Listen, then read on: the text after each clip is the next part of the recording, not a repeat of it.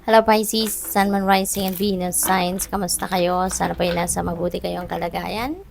Welcome back po sa Star Tarot. Kung bago kayo rito, welcome din kayo. Thank you for your support. I truly appreciate it. God bless you all. Tingnan natin ang mga mensahe ninyo for today. We have Four of Pentacles. Ayan. So, maybe you are holding on too tight to something, and maybe you are holding on too tight to your money. No? Pwedeng pera to, or pwedeng yung trabaho ninyo ito, pwedeng gano'n na you are holding on too tight on it, even if siguro hindi na kayo masaya dyan, pero since yun ang pinaka-source of bread and butter ninyo, kaya maaaring you are holding on too tight to it. No? So, pwedeng gano'n ang ganap dito for some of you. What else? We have Nine of Wands. Ayan. So, you are going for what you want. Oh, yun ang napipick up ko dito. You're going for what you want. Ang iba sa inyo dito, napipick up ko dito, Pisces. Baka ang iba sa inyo, merong opportunity dito na pagkakaperahan. Pwedeng additional na pagkakaperahan ito. Maybe meron na kayong negosyo kung kayo entrepreneur, at maybe yun ang source of income ninyo, or baka meron na kayong dating trabaho, na yun din ang pinagkukuhanan ninyo na source of income, or pwede rin sa ngayon habang meron kang negosyo or meron kang existing na trabaho, but there could be an offer dito na pwedeng pagkakapirahan pa rin. Maybe that is a side hustle, maybe that is another job, pwedeng part-time job, 'di ba? And you are going for it. Baka ino-offer sa'yo at hindi mo to hihindian. Yan ang napipick up ko. Baka you are going for it, and kukunin mo, no, yung kung ano man ang opportunity na to, you're going to take advantage of it, no, at hindi ka magpapatumpik-tumpik pa, desidido ka rito, no, nakakayanin mo to. What else? And you are going to be victorious, you know. Totoo, kapag talaga magsisikap ka, magpipersevere ka, magsisipag ka, pagtsatsagaan mo, talaga 'di ba, kapag may tiyaga may nilaga, hindi ba? Kaya most likely, kung ano to gagawin mo, you're going to be victorious, no? Pagtatagumpayan mo to. Kasi pag nagsipag ka, nagtiyaga ka, 'di ba? Nag-focus ka, you put your heart and soul into it, talagang walang kawala ang tagumpay, hindi ba? Kaya maaring pagtatagumpayan mo kung ano yung papasukin mo rito. Isa pa, for others of you na baka hindi naman ganun ang sitwasyon, pwedeng matagal mo na itong pinag-e-effortan, no? Baka trabaho to talaga, baka meron kayong task or project na ginagawa na long term, at ngayon, finally, mapagtatagumpayan nyo na. Kaya pwedeng mabigyan ka rito ng recognition, pwedeng mabigyan ka dito ng financial reward, yung gano'n, no? So, good luck sa'yo. We have the sun, napakaganda. You're going to be very successful dito, Pisces. Possible na yung victory na to is going to bring you financial reward talaga, financial success, abundance and prosperity, no? Kasi this is a very abundant and prosperous energy din. Punong-puno din siya ng success energy. Kaya maaari talaga na yun ang related dito. And you are going to be very happy and joyful, yung ganon. At excitement, no? Punong-puno kayo rito ng excitement kasi 'di ba?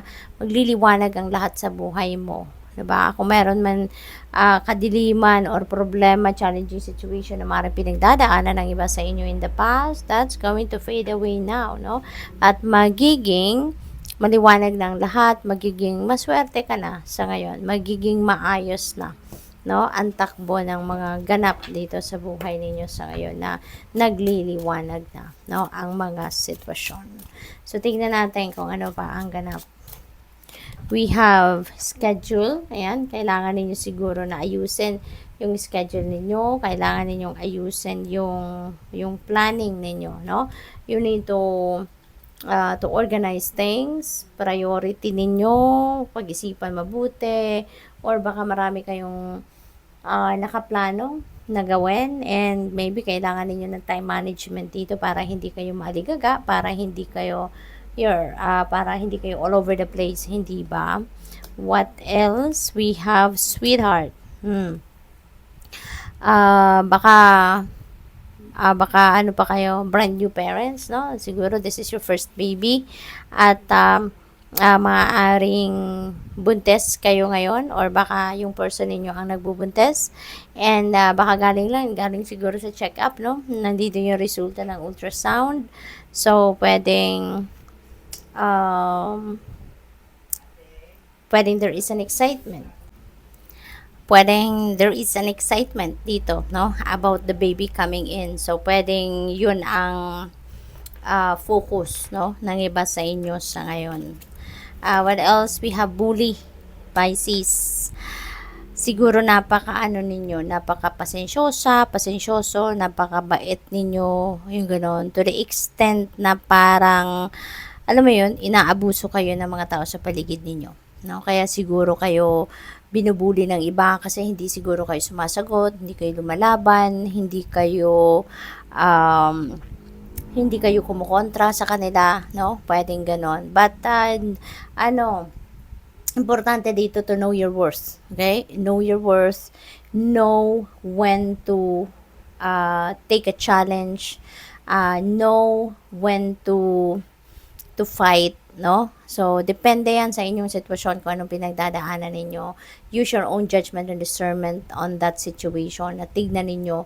Kasi may mga laban din talaga na kailangan ninyong harapin. May mga laban na kailangan ninyong atrasan na lang, no?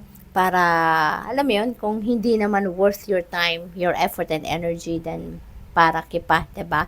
Na lumaban kayo. So, use your own judgment and discernment. So, tignan ninyo kung ano yung dapat, no? Kung ano ang nararapat na atake sa inyong sitwasyon. Okay? Siguro ang iba din sa inyo dito, biktima kayo ng chismis, maraming nagmamarites about you, 'di ba? Maaring gano'n. Ang iba siguro dito, ini-embarrass kayo sa harap ng ibang tao, you know? So, maybe may mga ganong ganap dito. What else? We have fury. At maaari at some point, no? Baka magagalit na kayo. Baka talagang sumabog na, no? Yung galit ninyo dito. So, siguro matagal kayong nagpasensya, matagal kayong nag-control, no? Ng galit ninyo. Pero maybe at some point, dito depende sa kung gaano kayo na-trigger, no, ng sitwasyon, baka talagang sumabog kayo rito. Baka kayo ay mag-outburst. So, as much as possible, no, tignan ninyo, kontrolin ninyo ang sarili ninyo na huwag kayong masyadong, alam mo yun, huwag kayong mag-outburst kasi kayo lang din naman ang kawawa dyan in the end. Kasi, diba, kayo mai-stress, kayo magagalit, kayo sasakit ng ulo, diba? So, tignan ninyo because there are other ways, diba, of approaching situations like this, no? So, pag-isipan ninyong mabuti before you act, no, on it. Pag-isipan ninyong mabuti kung ano yung best para sa'yo, okay? Good luck. Thank you for watching. Love and light. Namaste.